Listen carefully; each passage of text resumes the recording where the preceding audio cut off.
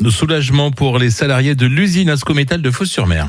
Et oui, Jeff, ce 31 mai 2024 fera date. L'offre de reprise de l'italien Marcegaglia, qui prévoit de garder les 323 emplois du site de notre territoire, a été validée officiellement ce matin par le tribunal de Strasbourg.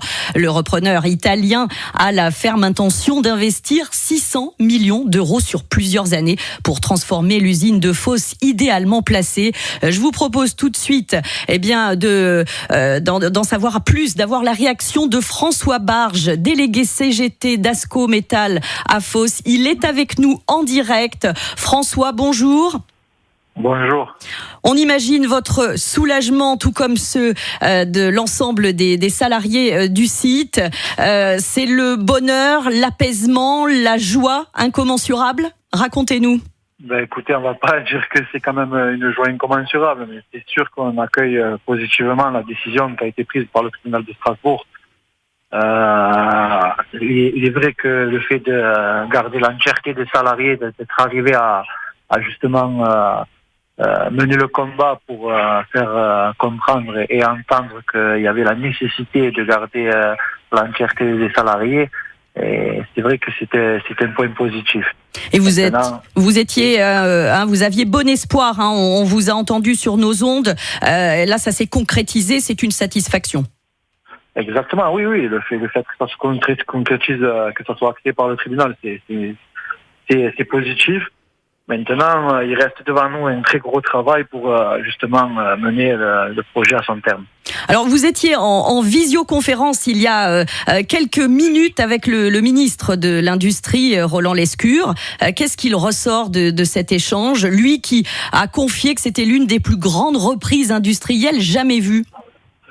Oui, c'est vrai que le ministre, il accueille cette nouvelle positivement. Maintenant, c'est vrai que ça reste assez compliqué pour les autres sites d'Ascométal, notamment Dunkerque, le site des Dunes, et Agondan, Jean-Mondel et Marais-Custine, qui sont des autres sites d'Ascométal.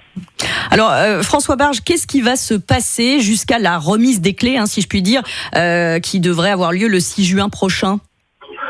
Écoutez, déjà on va continuer à travailler normalement.